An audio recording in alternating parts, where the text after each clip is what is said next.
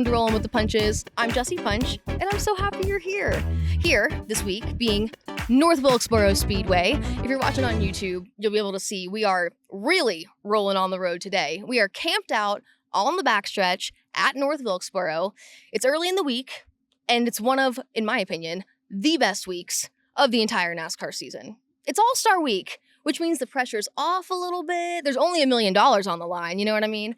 But no, it's not a points-paying race. But on top of all of that, there's so much racing this week. 5 different classes are in action at North Wilkesboro. Everything from the Cars Tour, to modifieds, trucks, and of course, like I said, the All-Star race. It's incredible.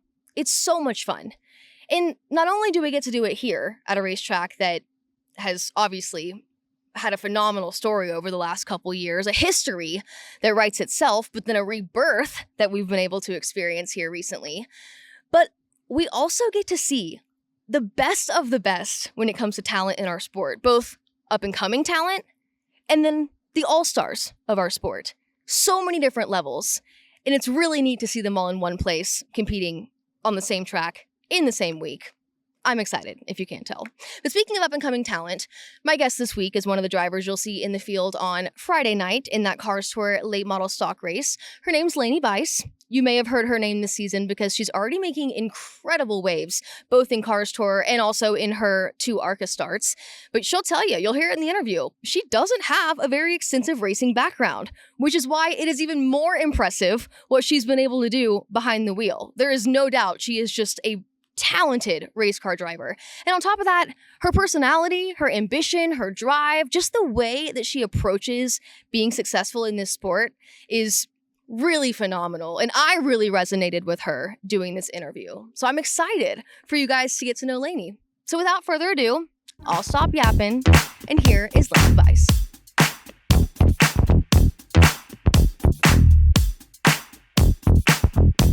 I'm glad I don't have to run marathons. I'm really glad I don't have to do that. I am not that kind of person. Me neither. The idea of running 26 point however many miles for what? The bumper sticker? I couldn't do it. Absolutely not. I love that people love it, but I can't do it. Oh, yeah, no, I love that for them. Yes, by all means. Love that for them. I love it. Couldn't be me. Never. Never. I'm glad we can agree. Laney Bice, welcome to Rolling with the Punches. Yeah, thank you so much for having me on. I'm excited to talk to you. Yeah, thanks for being here. You have a very busy week here, quite literally here at North Wilkesboro, getting ready to run Cars Tour in a few days. If you're not watching on YouTube, by the way, we're sitting on top of a motor coach on the backstretch at North Wilkesboro. So a little windy, you got campers cheering in the background, everybody's kind of getting settled in for the week, so that's probably what you're gonna hear, but it's like the calm before the storm, you know? Yeah, it's a great environment, that's for sure. And obviously love looking at the racetrack while we're sitting here talking. So it's super nice out today. Hopefully the wind stays quiet, but this is great. We'll see. Probably not. It might not, but it's fine. Have you been here before? I have. I raced a pro here last year. Actually qualified 6th, and my motor blew on like lap 10. So I didn't quite race, I guess. But we did have a really good car and had a really good shot at being in contention for it. So unfortunately never got to race it really, but love this place. Like, I absolutely love it. I'm super excited to be back here on Friday. We literally just met, but I feel like I've heard your name a lot this season through your Cars Tour running and then also through now your ARCA starts. But it kind of feels like you came out of nowhere, if I'm being completely honest. What racing experience did you have before this season? Yeah, so last year in 2024, I ran late model stocks with Rev Racing. So a little bit of background on that. I ran 2023, I ran with AK Performance at Florence Motor Speedway. So I was actually second in track championship points there in a late model stock, and was the South Carolina Rookie of the Year. So that kind of set me up for 2024, and I applied for NASCAR's Drive for their development program.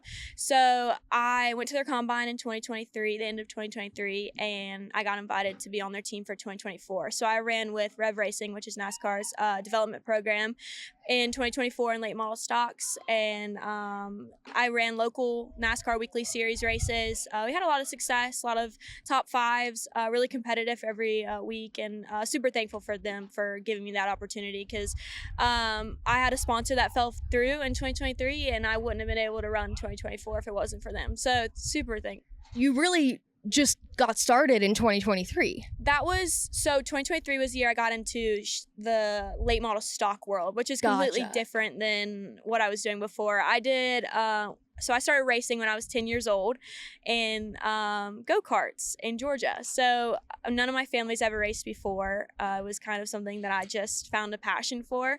Which is incredibly unique, by the way. Yes. To be not only a female, but Yes. at 10, which funny Yes. enough is late in racing. Absolutely. And then to not have any other family member, how did you get drawn into wanting to do this? So we lived on a lot of acreage when I was younger, and I loved foilers, loved ATVs, I loved being outdoors. And my dad owns a tree removal business in Georgia, and he gets mulch from like the trees that he cuts. And he built me a racetrack in the backyard, like hills and everything. And I used to make him time me, and like I would try to go around it in an ATV as fast as I could.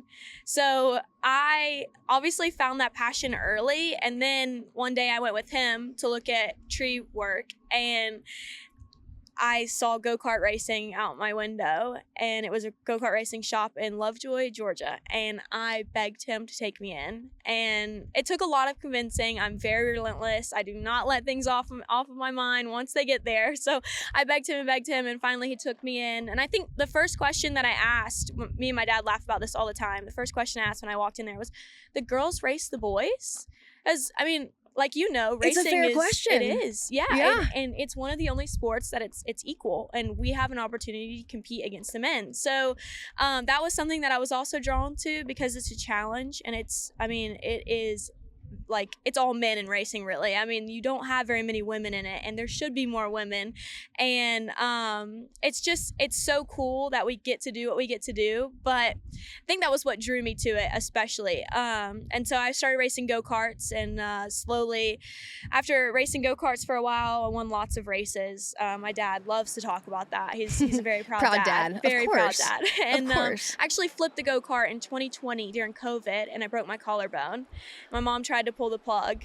Yeah, it was really bad. That's tough. So I have broken my collarbone before, so I know how difficult that is. Worst pain ever. That's one of those that sometimes can linger too. Yes. Do you still feel like you have, how is that recovery process and trying to drive a race car? It's actually funny. I know, like, sometimes it'll irritate me, like, with the seatbelt every once in a while. Like, especially, like, when I was in legend racing back in the day, like, it would bother me. I haven't noticed a problem in quite some time yet. That's but, good. Like, it used to bother me because there was, like, a bump there. Right, you can see the knot where it had healed. Yeah. Absolutely. You broke your collarbone flipping a go-kart. I broke mine because I tripped over my cousin playing tag at a family reunion in Iowa. Oh. Doesn't hit the same. It's still cool. No, cool. it's not. No, it's not. Cool. You don't have to lie to me. I think it's cool. It really wasn't. It really wasn't cool. It was actually really embarrassing. Go back to 5th grade and tell everyone that you tripped playing tag. You didn't make up another story? I wish I'd flipped a go-kart. That's my new story. I'm going to steal yours. Is that okay? Absolutely fine. Sick. I love it. Perfect. I love it. Steal it. It is kind of, it's neat. It's different. It's different, it's right? Very different. It's unique. Yes. Because that's like what got me into where I am now. Like, that was the shove that got me into like full roll cage racing. So like, yeah. So going back then, before we get too far ahead of ourselves. Yeah. You really kind of fell in love with racing, adrenaline, speed, the idea of driving, and not really the sport necessarily. Yes. Is that a fair assessment? Very fair. So I didn't really know NASCAR, honestly. Like, Atlanta Motor Speedway was pretty close to home. Actually, it was within 10 miles of my house growing up. So when I was at the age of where I was getting into go-kart racing, I lived really close to the speedway.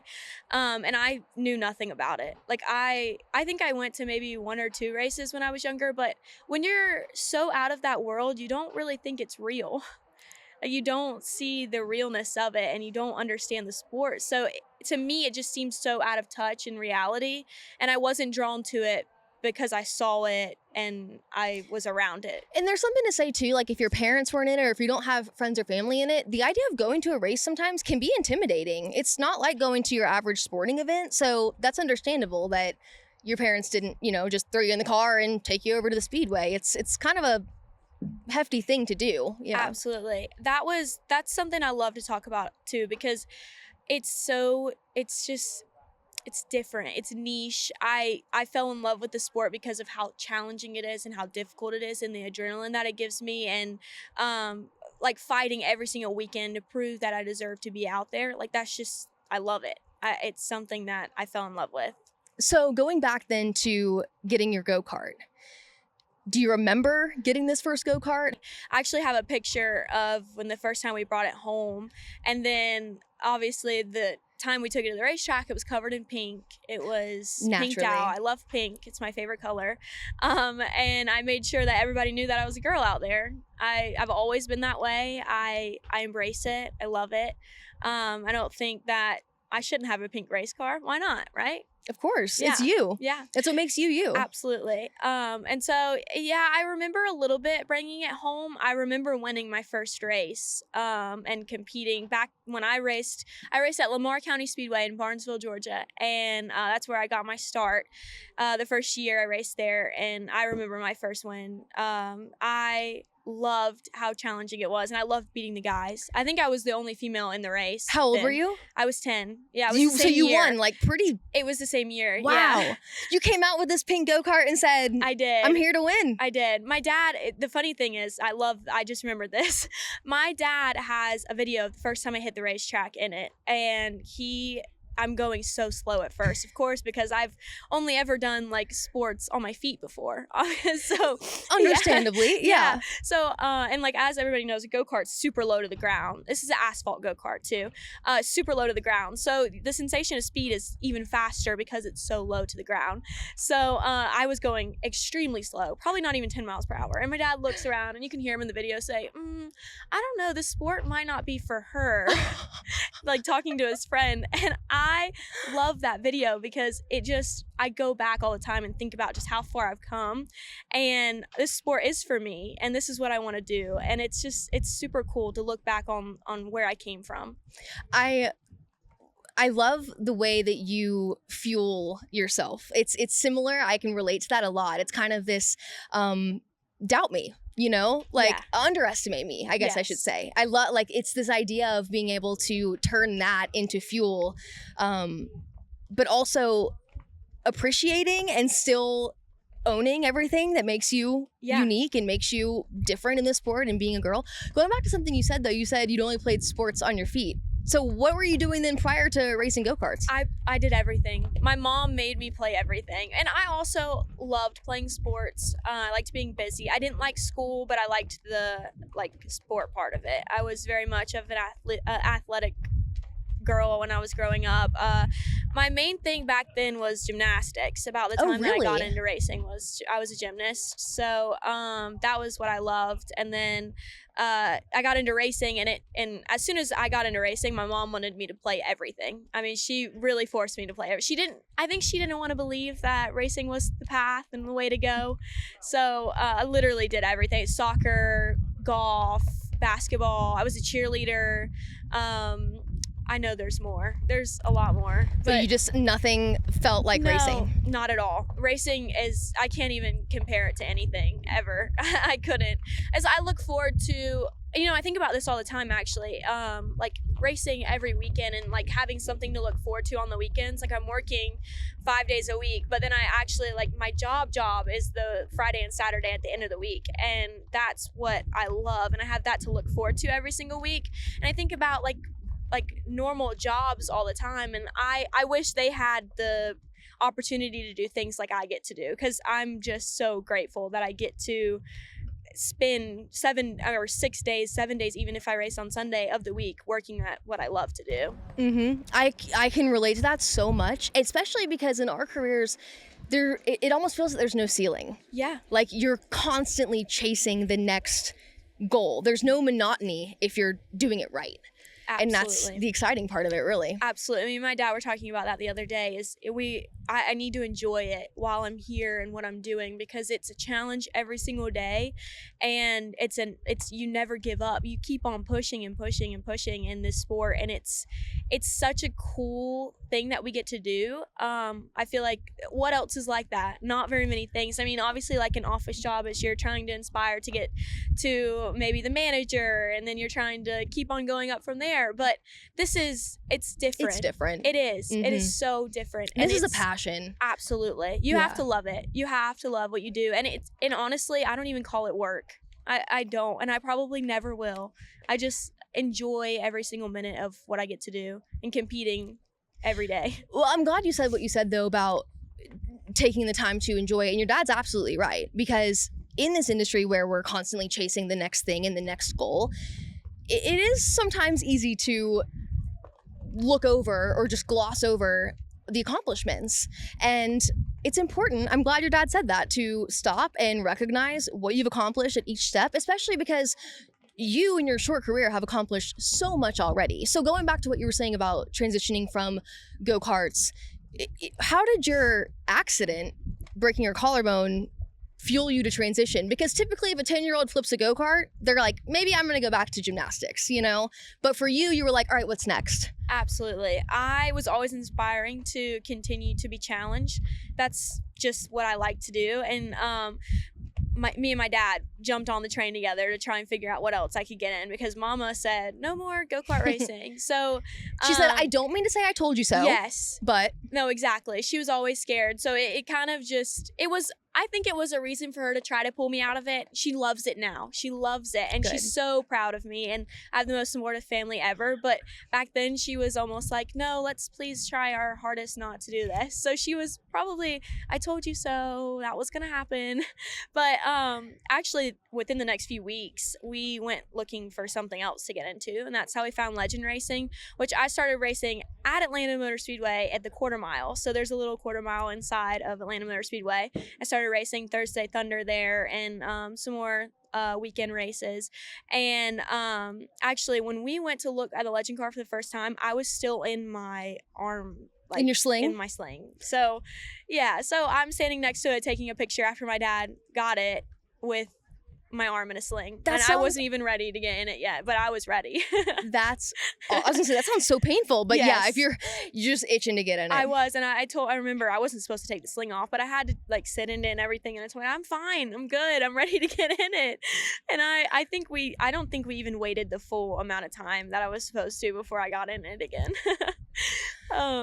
But yeah, and then it slowly I got more passionate about it from there. And it didn't even sink into me that I was racing inside of Atlanta Motor Speedway, which is where the NASCAR cars. Yeah. Well, you didn't grow up a NASCAR fan, so that's understandable. Yeah. It's even more surreal now. I think like back then you kind of take granted for it a little bit, and you don't realize what kind of opportunity you are getting, and like you're racing inside of Atlanta Motor Speedway.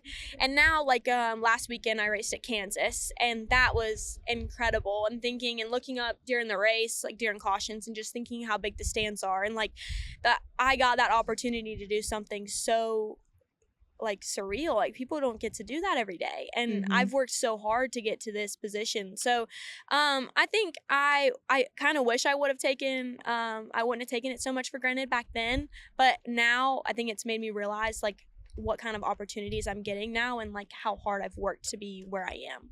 To that point about being at racetracks and appreciating the history of it all, looking at the starts that you've had just this year alone, you are going to race here at North Wilkesboro, which, as we know, carries so much history.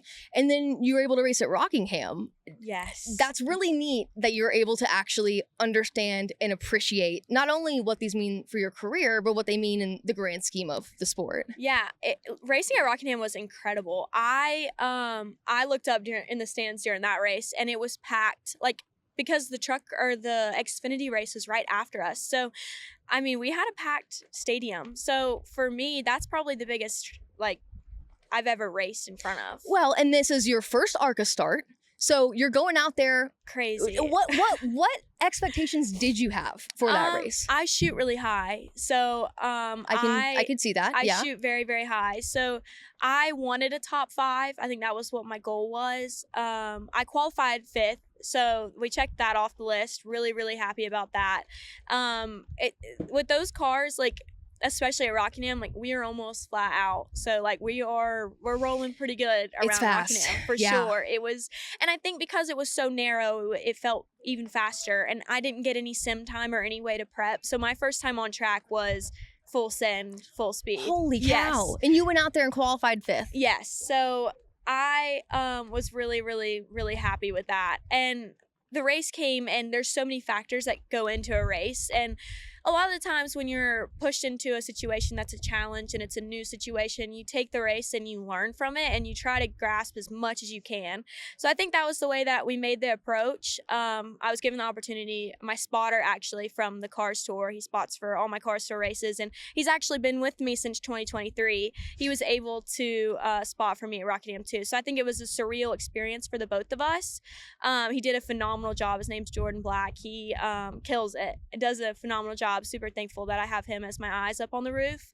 But like for both of us, it was a surreal situation, and it was challenging because he was new at it. He's never spotted for any type of NASCAR or ARCA races at the moment. He hadn't had. So it was a challenge for him, and then it was a challenge for me. So it was so cool, and I learned so much from it, and I think that's what helped me be prepared for Kansas as well. So 8th place then, first ARCA start. I know you wanted a top 5, but top 10 in your first ARCA start at Rockingham. Why did you choose Rockingham to make your first ARCA start So I didn't get to choose, actually. Really happy with the choice, though. As soon as I found out that was what I was going to be doing, I was so excited. And I think another challenge that came with it was it's a newer paved. So I tried to reach out to people, and obviously there was only so many people you could reach out to because all the people that raced on it back in the day raced on older asphalt. Right. And so it makes a huge difference. It was super abrasive back then. It was more methodical, and you had to be more intentional about how you raced it. Versus this year, like you're rolling because of how high gripped it was. And so thankfully I got to talk to a few of the truck guys and then Xfinity guys and kind of pick their brains a little bit. And I think that's what kind of helped me a little bit. But yeah, it wasn't easy. It was good. And I'm glad that I didn't have to choose, but I'm glad that that's the choice that got chosen for me. I see what you mean too. It's like everyone's notebook was clean. Yeah. Nobody knew really what they were getting into and didn't have the resources or had all the same resources you did for the most part. And everybody thought it was going to be one lane too, which is something that's super interesting. And I feel like we could make the top work better than what a lot of people thought we were going to be able to. So that was super neat too. So to come out at Rockingham in your ARCA debut and finish top 10, that made a statement. But it would be easy to say, all right, let's see her do it again. And then you mentioned Kansas. You raced at Kansas this past weekend in another 8th place finish. Going into Kansas, I knew it was going to be another challenge because a 1.5 mile air is so important. So at a mile, air is still important, but not like a 1.5 miles. So Kansas is also not quite as banked. So you're not up on the wheel the whole time. So it's more of finding that clean air and making your car do what you got to do. There's multiple lanes. So at the beginning of the race, the bottom works best, and at the end, usually the top is best, all the way up next to the wall. So that's actually one of the only tracks that ARCA goes to that the top next to the wall works best. So I think that was a challenge. I ran the fence for almost the whole race, and I've never done that before. And I never, actually during practice, we went up there for the first time, and a lot of people, I had never done it. I did it on the sim. I got opportunity to go on the sim with Chevy, and I practiced it on there. But moving up to the top in person is a completely different thing. On the sim, you can hit the wall, and no one really says anything, and you don't really feel it. But in real life, you really don't. That little wall scrape is a lot so, more. Thankfully, we stayed out of the wall this weekend, but did get super close to it, which is what they asked. So it was neat. You stayed out of the wall. You had a hell of a save at the end. Literally stayed out of the wall. I mean, yes. that was incredible. And that was a big part Yeah. of your finish as well, getting that top 10 finish. Absolutely. That save was very, I honestly didn't know if I was going to hit the wall or not. At that moment, you're rolling 160 miles per hour. So you can't really tell how far the wall is away from you at the end, because I saved it and then it keeps on going for a while. So the momentum carries up. So yeah, I'm glad I stayed out of the wall, but yeah, it was different.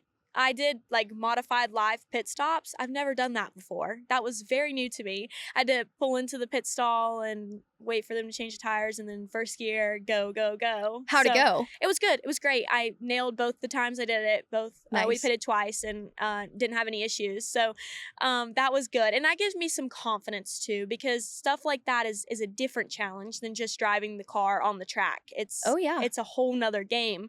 So it gave me confidence to know that I can do it, and that I can, I'm ready for a challenge when it's given to me. Listening to you talk about racing, you're incredibly knowledgeable of driving a car, which is to no surprise given obviously that you're out there and you're running and you're so successful.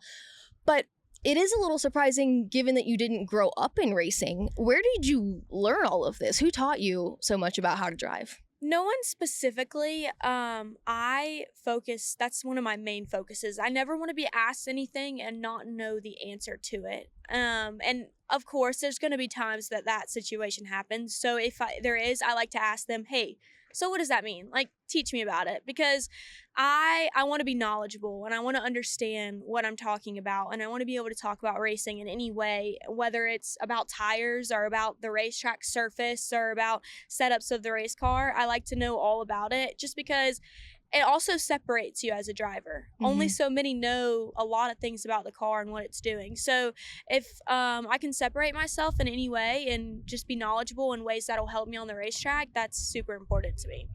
It's not only that knowledge, but it's also just the fact that you want to learn these things. I think that desire to be so well-rounded inside of the car speaks as well to who you are and how you're going to have success, and that you care about this operation as a whole and not just the role that you're playing in it. Yeah, I think about it this way too. When I look back one day, and hopefully, my goal is to be in the Cup Series one day. I want to compete. I want to win championships. I want to be competitive week in and week out. But I want to look back and just think that there was nothing more that I could do. And I want to check all the boxes, and I want to, like I said, learn as much as I can, and never think that I should have done something or should have done better in some aspect, because those are the times, like if I'm looking back one day because I didn't make it and think, wow, like I had this incredible opportunity that so many people helped me on, and just so many people spent their time to make possible for me, and I didn't take advantage of it, then I'm sitting in a really bad spot. And I just never want to be able to say that or even think about it.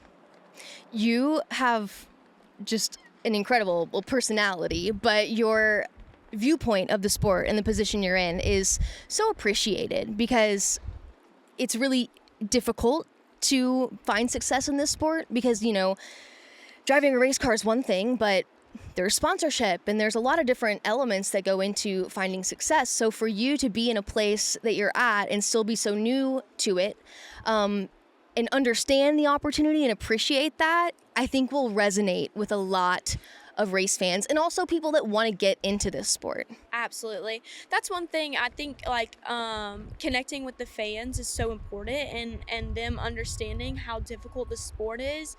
But not only that, it's a different world. But I do feel like the fans should be more connected, and I love, like, the fan aspect of it. I have these, so I have like a logo, Laney Bice, it's my initials, and then like my signature on the inside of it. And I typically on race days, I'll wear my hair up in a high ponytail, and I'll put a bow in my hair, and it has that logo on it. And I've started making it a point, I actually just started it this year. I give it to all the little girls or women at the racetrack that come up to me, or maybe at an autograph session or something, and I make it a point to make those connections, because I want them to feel included, and I also want to inspire them, because this sport is so hard, and not only that, I want little girls to know that they can do anything they put their mind to. And like, I want them to feel connected in a way, because the sport is so out of touch and out of, It can feel like sometimes a it seems boys' out of club. reality. Yeah.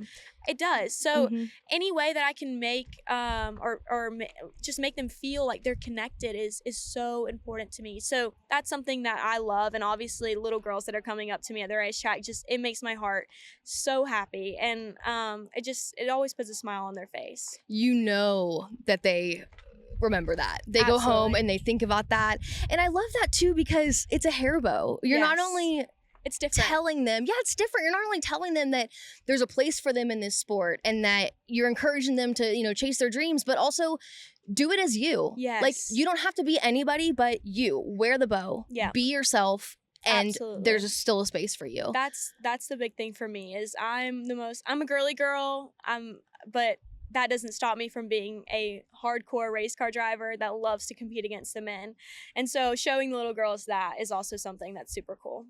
So to that point, then, I'm sure, social media and everything is going to bring their own opinions and criticism. But the racing world in general, as we just established, a lot of a boys' club, a lot of a tradition. You come in, pink race car, long blonde hair, great personality, gorgeous, but I'm sure you get a little bit of that, let's see what she can do, or a little bit of that kind of iffiness from some of the old time race fans. Yeah. How do you respond to the hesitancy to let such a young girl come in with this kind of presence? Yeah, it's funny. I appreciate the opinions, but I don't take them. They don't bother me. I haven't ever once thought that I don't deserve to be here.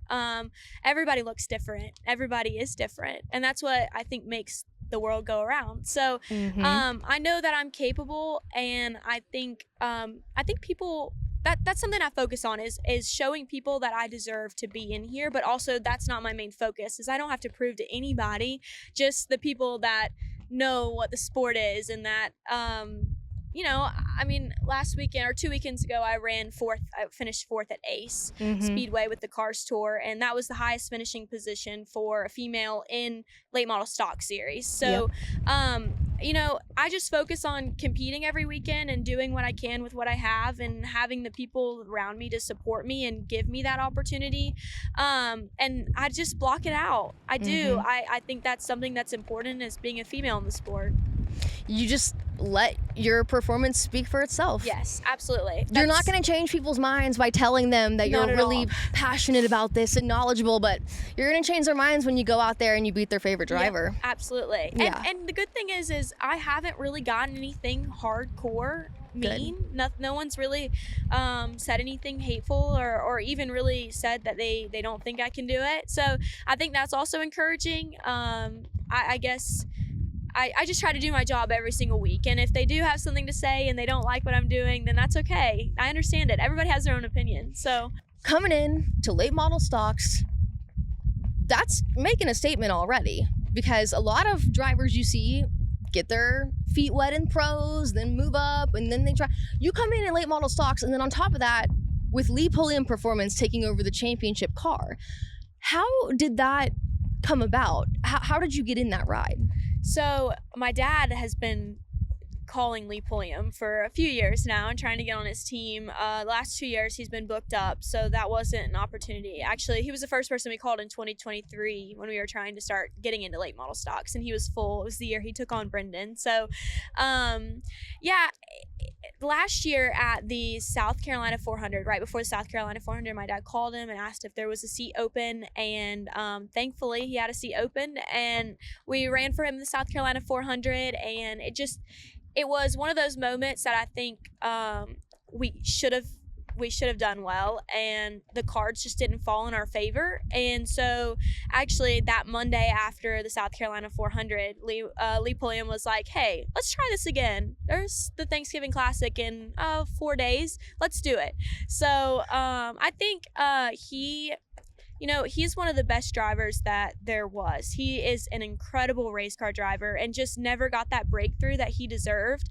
And so I think we connect a lot in a lot of ways because I have this strong passion for the sport and he has this strong passion for the sport.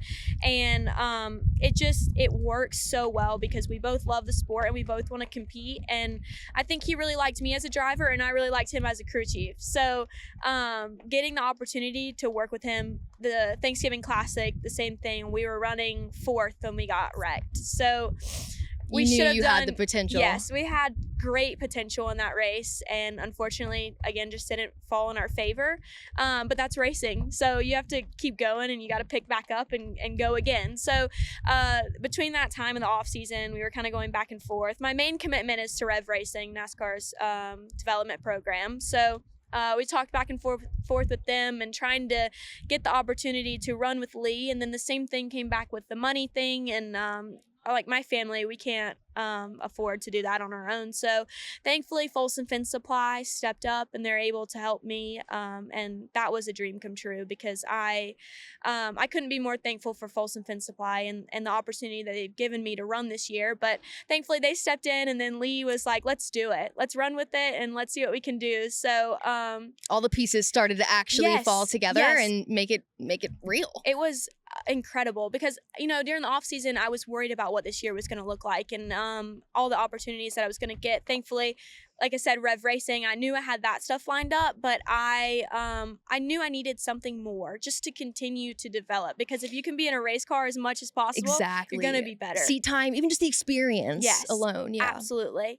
But going into this year, I expected to be in contention for the championship. That's what I wanted. Now I think that our eyes are on Rookie of the Year, which is fine. We just didn't get a good start to the season. I think the Karts Tour is hard. The late model stock side of Karts Tour is very, very tough. We went to New River and there were, I can't remember, I think it was 42 entries and they didn't take all 42. So a lot of people went home, and just the thought of that and how competitive.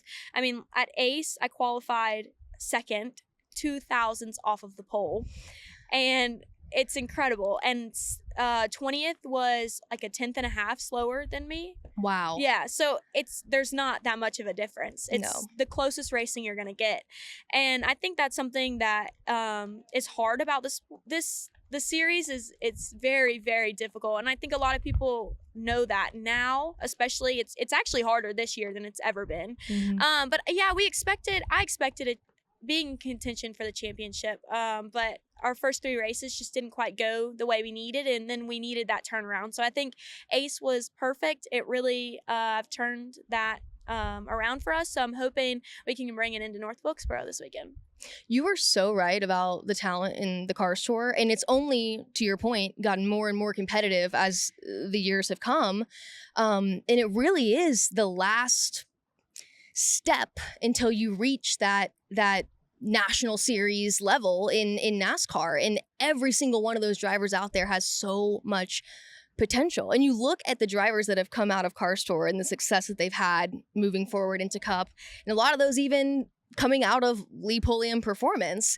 Are there people through that pipeline that you've been able to lean on or look up to? Like who in this sport are you able to kind of really trust and learn from? Yeah, thankfully, that's another thing. I'm really focused on relationships. I love to develop a connection with as many people as I possibly can. That's one thing I like to do. Like, I like to go to the NASCAR weekends when I'm not racing, and I like to hand out business cards or go around and shake hands, because that's something that is going to get my name out there. And then maybe when they're watching a race in a few days on their off day, or maybe in the shop or whatever it is, and my name pops up, they know exactly who I am. They've heard it before. Exactly. Yep. So it's never a bad thing to try and develop as many connections, especially in this sport. But actually a good person that I lean on is Caden Honeycutt in the truck series. He's been very, very helpful as I've jumped into the ARCA series. He helped me with a lot of great pointers getting ready for Rockingham, and then same with Kansas. He's super nice guy and just been very helpful. And then in the Karts Tour, and also Brendan Butterbean, of course, as everybody knows Butterbean. Yep. He was a great great friend and a good help for me when I first started with Lee, especially the first 2 races that I ran with him. He took me on as a friend and as a teammate as well. And it's just, they're great people, great people. And I like to surround myself with good people. So it's cool to know them. And he's been so helpful, especially the same thing, jumping into ARCA and seeing him win this past weekend was super cool. So congrats to him. And he works really hard for it. Yeah, Butterbean is also another one who is finding success and doing it as him, unapologetically Butterbean. Exactly. You know, he is himself. Yes. He's got the personality. He is really somebody that's going to be so fun to follow through his career. And to that point, he loves to go and celebrate. He goes to, was it Waffle House? He goes and eats waffles. Yes. Yeah. That's so smart. I love it. It's so smart. I love that too. And it's funny that you say that. I have a thing when I win a race. That's what I was going to ask. Yes. I'm going to, this is crazy. I'm going to go skydiving. I know, me and my spotter, and I'm trying to get Lee Pulliam on the train. Oh my I don't gosh. know if it's going to work, but I'm trying to. As of right now, he's saying no, but I think we're going to. I think if we win, he's going to have to. Ask him again in victory lane. Exactly. Yeah, when you're in victory lane, you're like skydiving, and if you can just get like a nod or a thumbs up, you know you're in. Absolutely. I know for sure his wife, Leanne, will do it, so hopefully that'll work. I know we'll get at least one of them, but Lee has to. Even if I have to push him out of the plane, it's fine. It's fine. It's fine. He'll be okay. Yeah. Where did this idea? Have you always wanted to skydive? Yes. Okay, so this is just like your great excuse to actually make it happen. Absolutely. I love that. I've been looking forward to it, and I think me and my spotter Jordan actually were like, let's just do it. If we win, we're doing it. We're gonna go do it. Because, I don't really know if I like want to, like before winning, but I think the winning will be like, as then we're gonna have to get Flo to come and like we're gonna have to vlog the whole thing. Well, that's what I was gonna say. Everything. If this happens, I know a guy with a camera. Yes, yeah, we're gonna have we'll to. be there. We have to do You it. might have to push me out of the plane I as will. well with the I got camera, it. but we'll be there. I may need to push too. Yeah, well, I might. we'll all just hold hands and go together. Yes, I love it. I just think it's so fun because why not? I mean, like I already get such an adrenaline rush from this, so why not go something even bigger of a bang? I mean, it can't hurt. I love it. You're like, I want to race, but hang on. Yes. Let me do you one more. Let me jump out of Let a me plane. show you real quick. That is awesome. That's so fun. And again, like I was going to say, that's relatable. It's not relatable, but it's something that people can get behind. Yeah. You were different. You're different than everybody else out there, and you were truly just an adrenaline junkie at the core. Yes, absolutely. I love that. Absolutely. So I know in Car Store, it's not Waffle House, but y'all go to Cookout, Victory Lane. Yes. Do you eat Cookout? Not really. Oh, Actually, I know. Okay. I love their milkshakes. Okay. I love their milkshakes. Because we talked beforehand, So you were good. like, I had grilled chicken and a salad. So like I Yes. get, Yes. you're a race car driver for sure. The fried foods, the oils, I'm really big on ingredients. Seed oils. Yeah. Yeah. No, none of the crazy oils. Not a fan of those. But every once in a while, if it's late, driving home for a long time or something, milkshake.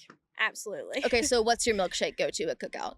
Vanilla and chocolate chips, or like the little chocolate flakes, because they don't really have chocolate chips, but they're like little chocolate flakes. They're really good. I promise. It's really plain and simple, but it's so good. That is incredibly plain and simple. Yes. They have like 500 flavors or I should something. probably try one that's a little more cool.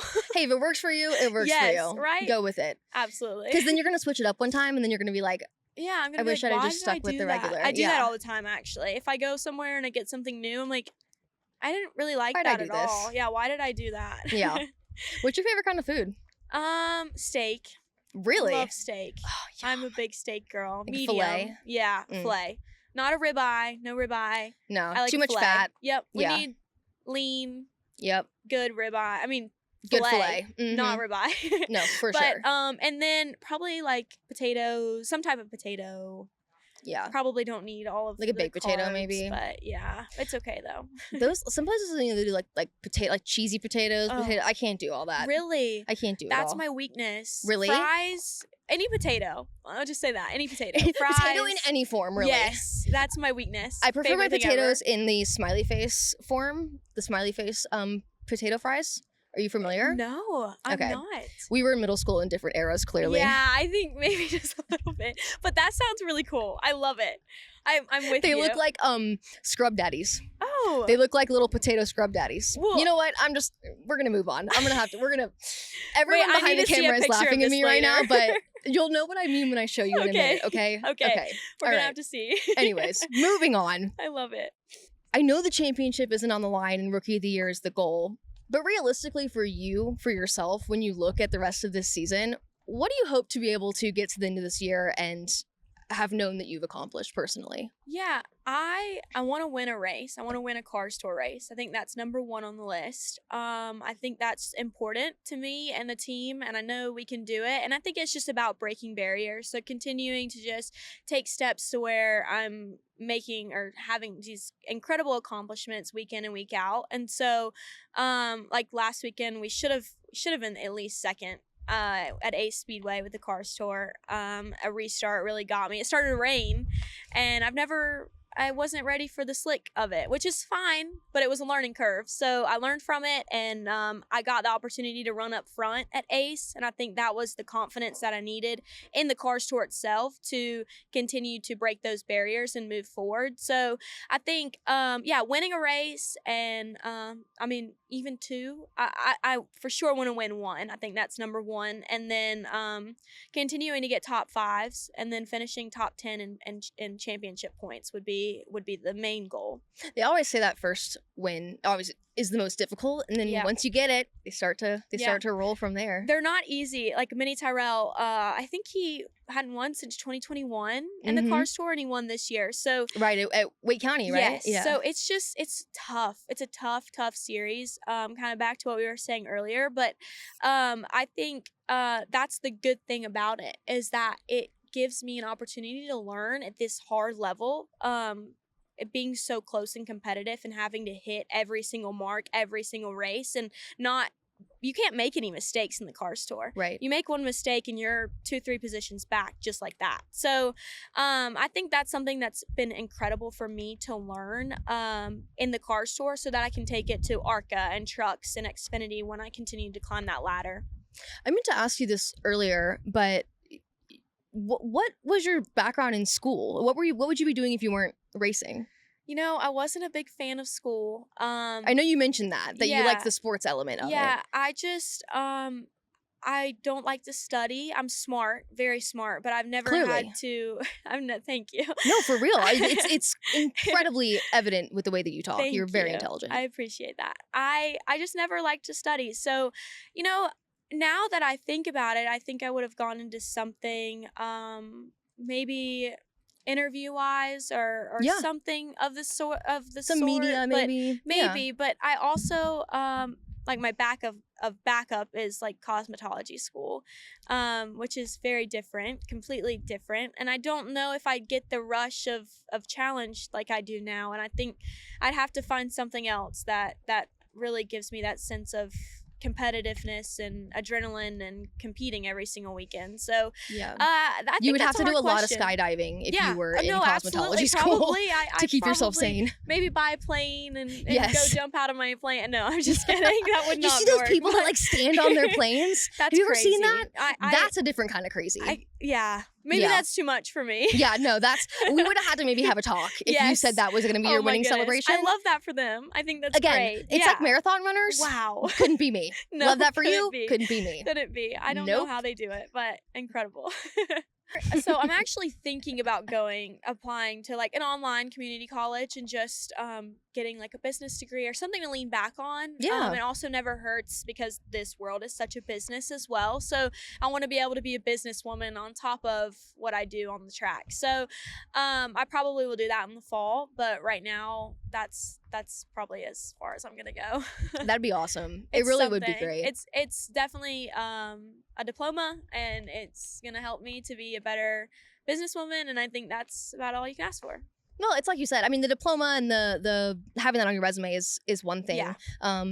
But it's just understanding that the sport is so much more than just being talented behind the wheel. Absolutely. I think that's one thing that's hard about it now is back then in the day it was more of a driver sport, and now it's a driver sport, but it's still a business, and it's bigger a bigger business than it ever was. So I think that's one thing I struggle with, is finding those sponsorships and continuing to push through that way. Like right now we're looking for what I'm going to do in 2026 and what that is going to look like, because you have to start thinking ahead and trying to figure out where the money's going to come from, because it's hard. It's really hard. And they look at your social media and all that, and that's not where it needs to be yet. And I'm working on it. But another thing on that, I'm not a big social media person. I don't love having to manage my social media and having to post all the time, which is fine. What is it about that you don't like? Is it like highlighting you? It's keeping up with it?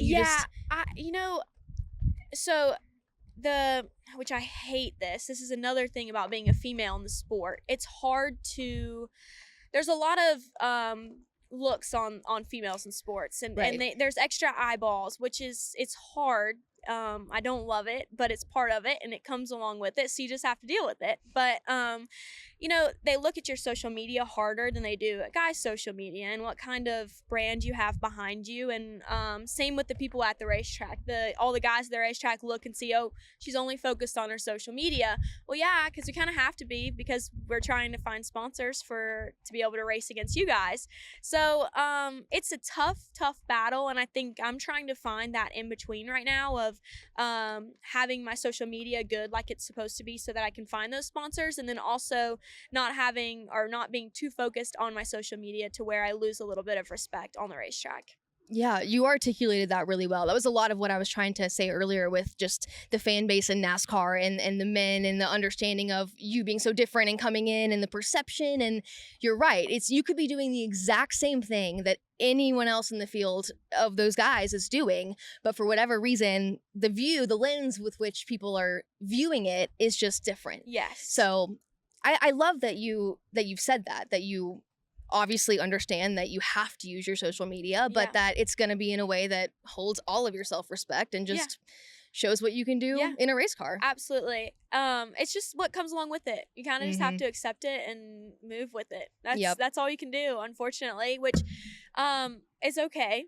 It's fine. I like it. It's a challenge. Like I said, everything in this sport is such a challenge. I mean, it's so difficult, and navigating it as a female is another thing that's been a challenge for me, and gaining that respect. And it's not easy, but I love it. Have you ever had a moment where you felt specifically challenged because of maybe being a female, and then were able to overcome that and had a sense of gratitude? Yeah, on the racetrack, sometimes there's just a little bit less respect given, or sometimes the guys just may not respect you as much, which is okay. I mean, it's not, but it is. You're prepared for it. Yes, I'm ready for it, and I understand. I'm different. I am. I'm very proud of that. And so, yeah, on the racetrack at the beginning of the Cars Tour season, I think that was my biggest breakthrough, finding that respect on the racetrack and showing people I deserve to be out there, because I do, and I have a team around me that also believes that I do, and they know that I have what it takes to compete with these guys, but showing all of them that I deserve to be out there as well, which thankfully a lot of the guys in the tour do respect me, and that's one of the things I'm grateful for. But you have those guys that come in from like track locals, or like when you go to a different racetrack, and there's some that jump into the tour that are really hard to more traditional what you do. Yes. Those old timers, if you will. Yes. Yeah. So that's the thing that I've had a hard time with. The first 3 races were actually, I got taken out by track locals.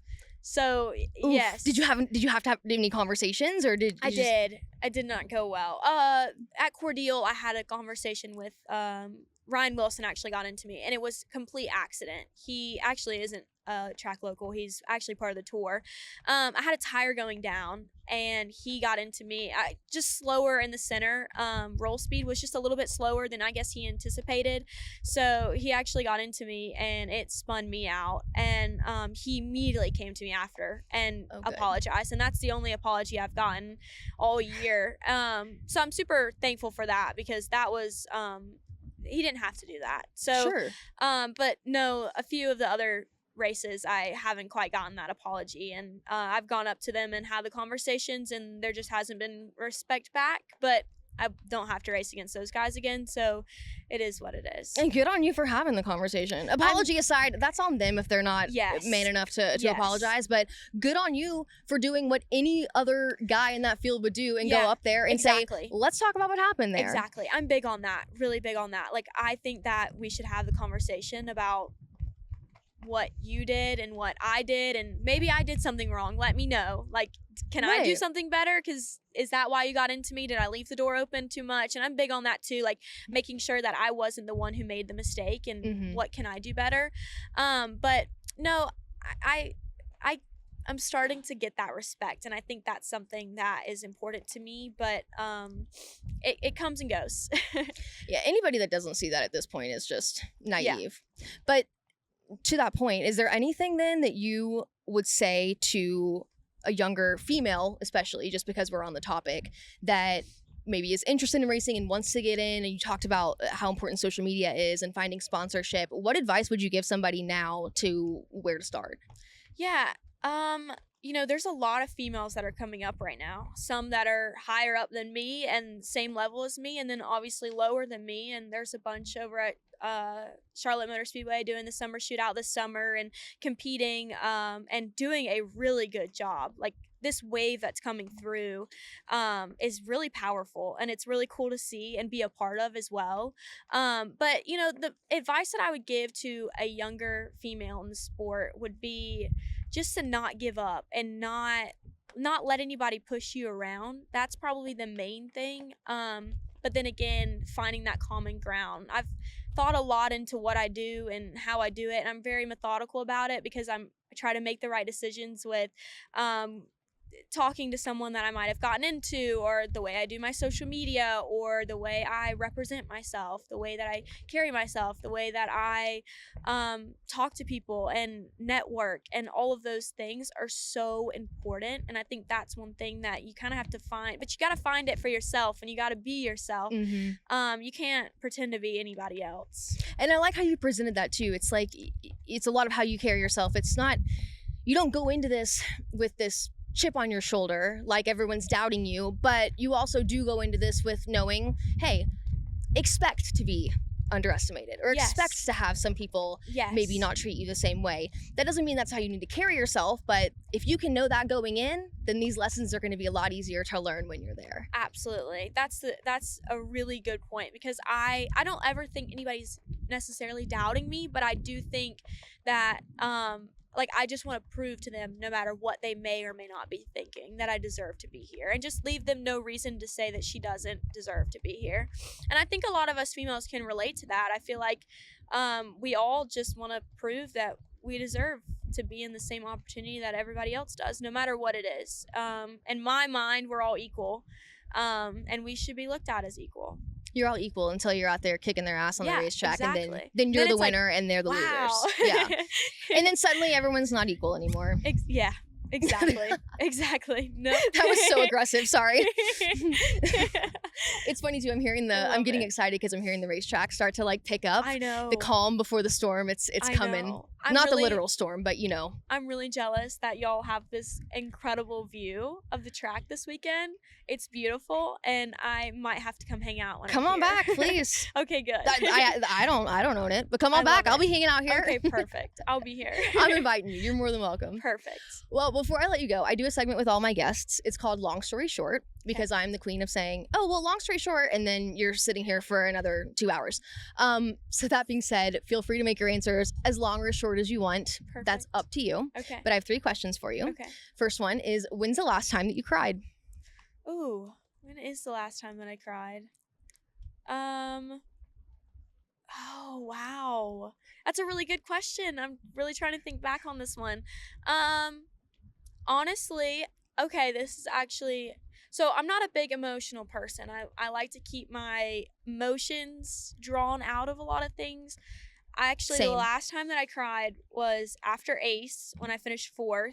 My dad came up to me, and my dad is my biggest supporter. I mean, like, he has supported me week in, week out, and I could never, ever thank him enough for how big of a supporter he is in my life.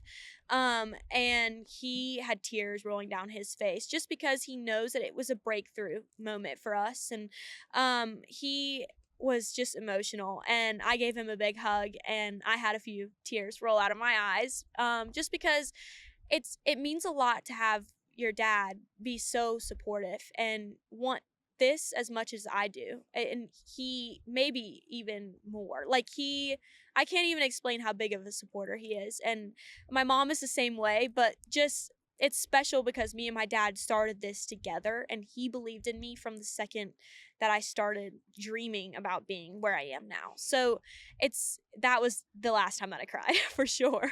Well, it goes back, and I think I glossed over this earlier, and I should have gone into more detail. You mentioned having a racetrack in your backyard. Yeah. That was your dad's doing, right? Yeah. He built that? Yeah, he That's did. incredible. Yeah, I know. And that was before we even knew that I liked what being on a racetrack was, or going in circles or anything. So I can't imagine what he does now I when know. you're really in this. It's crazy. He's so supportive. I mean, I can't even grasp. Like, I can't. Do you have siblings? I do have an older sister. Yeah. Okay. And she's so supportive too. My whole family loves what I do. And I think that's something also cool about my sister. She's older than me. She just graduated college, actually, on the same day as Kansas. Her graduation was. So all my family was in in Georgia. She goes to UGA. So Oh, nice. they were all there watching her walk across the stage. So I was in Kansas by myself. But it was such a cool moment, and I hate that I couldn't be there for her because she supports me, and that's her moment. That's her big moment. And they actually mentioned it on the broadcast on FS1 during That's my awesome. race. So Good for I was them. glad that they could do that for her. But just I wish that I could have supported her and been there for her. But it was cool. We were both doing things that we accomplished and that we have worked hard to do. So that was neat too. Second question. When is the last time that you did something that you remember just feeling just an immense amount of pride in what you accomplished? Now, I know, of course, you just mentioned that 4th place finish, but is there something else that comes to mind? Yeah. I'm not a big prideful person. I have confidence, and I get proud of myself, but also I never stop working towards the next thing. So that's something like my dad, back to him a little bit. He loves to talk about me and my accomplishments, but something I usually don't share that very much just because I haven't made it to where I want to be yet. So it's hard for me to be prideful or say big things about what I've done, because I am super proud of myself for the hard work that I've put in so far and the accomplishments that I've had, but I haven't had that moment yet where I've made it and that I feel like I can be prideful. I completely know what you're saying. My dad is very similar in the sense of being very proud of what I do and loves to tell people about what I do and my accomplishments. And I'm kind of the same way. It's I don't say embarrassing because that's, I'm thankful that he feels that way. But there is a sense of like, Dad, oh my gosh, like I'm in the grand scheme of things, I still have so much more to do and so many more places I can go.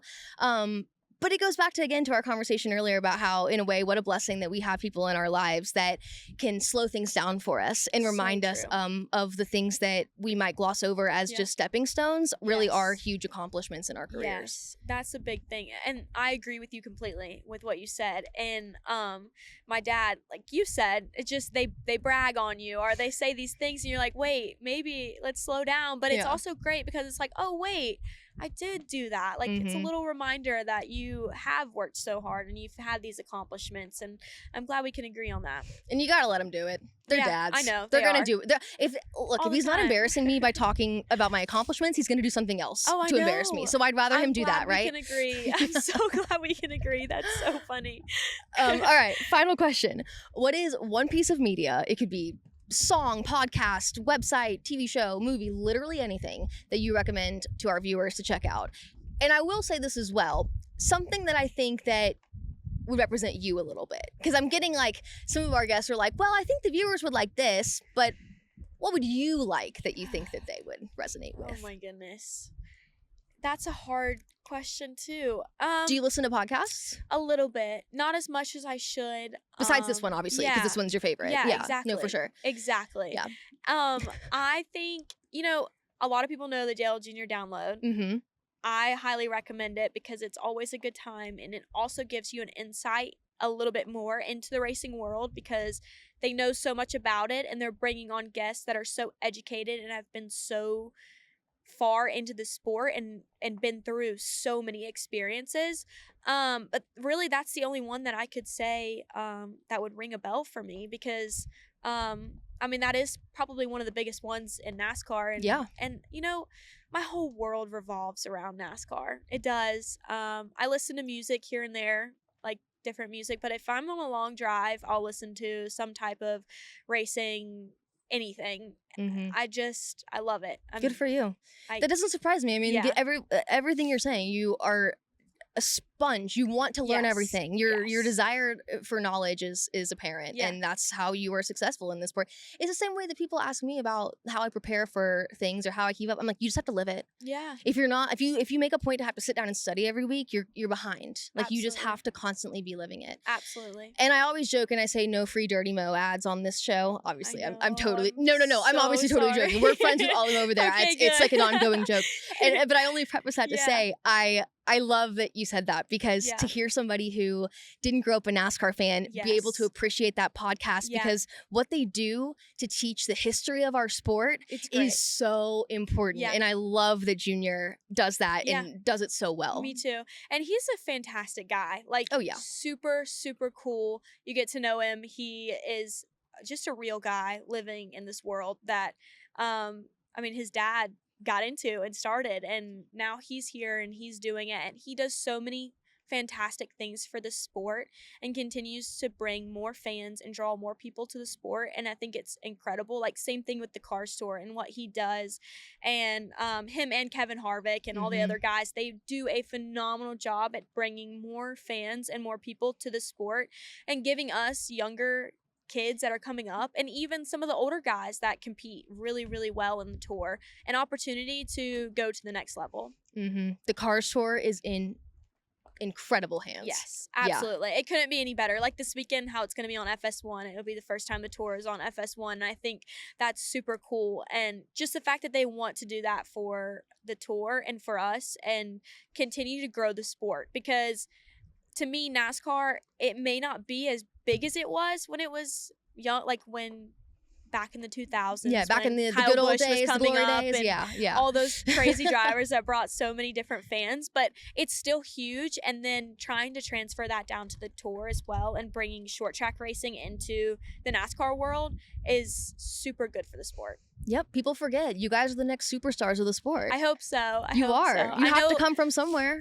And the car tour is where it's at. Yeah, I think so. I definitely, I hope so. And I know a lot of the guys that are in the tour and the girls, like, we are some of the best. And I think bring some great racing. And I think a lot of us deserve to continue to move up the ladder. So hopefully that'll be the case. All right. This podcast will come out after you've raced at Wilkesboro. So before we go, call your shot. What are you doing this weekend? How's it going to go? Okay. Well, Lee Pulliam Performance always brings some pretty good race cars to the track. So my goal for qualifying is top 5. Okay. And then a top 5 run in the race. Obviously, always shooting for a win. Eyes are always on seeing victory lane and my full defense supply really fast race car. So we'll see. But I think definitely top 5 in qualifying and then continuing to stay in the top 5 throughout the race. Awesome. I'm excited for you. Yeah. Thank you. I appreciate it. I'm really excited. I can't wait to run this track again and actually get the opportunity to finish the race. We're going to finish the race this time. We're not going to blow a motor or anything. I already know. So why not add a little more history to such a historic racetrack and go out there and make a statement? Yeah. Sounds good to me. That's the goal. We're going to make some history here this weekend.